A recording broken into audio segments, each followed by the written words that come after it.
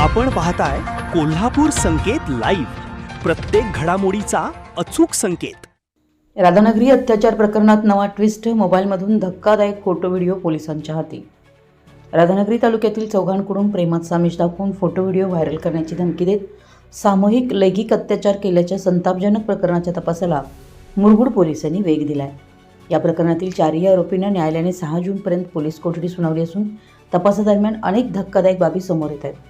अटकेत असलेला आदित्य शेटके, रणजित मुधोळकर, प्रणवगिरी पालकर आणि विक्रम पाटील यांच्याकडून पोलिसांनी सखोल चौकशी सुरू आहे. प्राथमिक तपासात आरोपींकडून गुन्ह्याची कबुली मिळाल्याची माहिती समोर येते. पीडित तरुणीच्या तक्रारीनंतर उघडकीस आलेल्या प्रकरणात पोलिसांनी अत्याचार झाल्याचा आरोप असलेल्या विविध ठिकाणांची पाहणी केली. मुरगुड तलाव परिसर, गिरगाव, कात्यायनी, कोल्हापूरमधील लॉज तसेच इतर संबंधित ठिकाणी जाऊन पुरावे आणि माहिती संकलित केली जाते. तपासादरम्यान आरोपींचे मोबाईल जप्त करण्यात आले असून त्यातील डिजिटल माहितीची छाननी सुरू आहे. पोलिसांच्या हाती काही फोटो, व्हिडिओ आणि महत्त्वाचे डिजिटल पुरावे लागल्याची माहिती समोर आहे.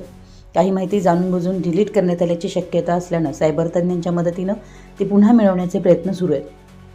मुरगुडचे सहाय्यक पोलीस निरीक्षक क्रांती पाटील यांनी दिलेल्या माहितीनुसार पहिल्या 3 आरोपींकडून पीडितेवर प्रत्येकी एकदा अत्याचार झाल्याचं प्राथमिक तपासात स्पष्ट झालं आहे.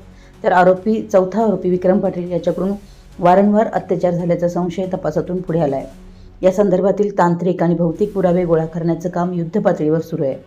या घटनेमुळे संपूर्ण महाराष्ट्रभर संतापाची तीव्र लाट उसळली असून दोषींवर कठोर कारवाईची मागणी होती आहे. मुरगुड पोलीस सर्व बाजूनी तपास करत असून पुढील काही दिवसात आणखी धक्कादायक खुलासे उघड होण्याची शक्यता व्यक्त केली जाते. संपूर्ण महाराष्ट्रातील वेगवान घडामोडी व बातम्यांसाठी कोल्हापूर संकेत लाईव्ह न्यूजला सबस्क्राईब करा आणि बेल आयकॉन प्रेस करा.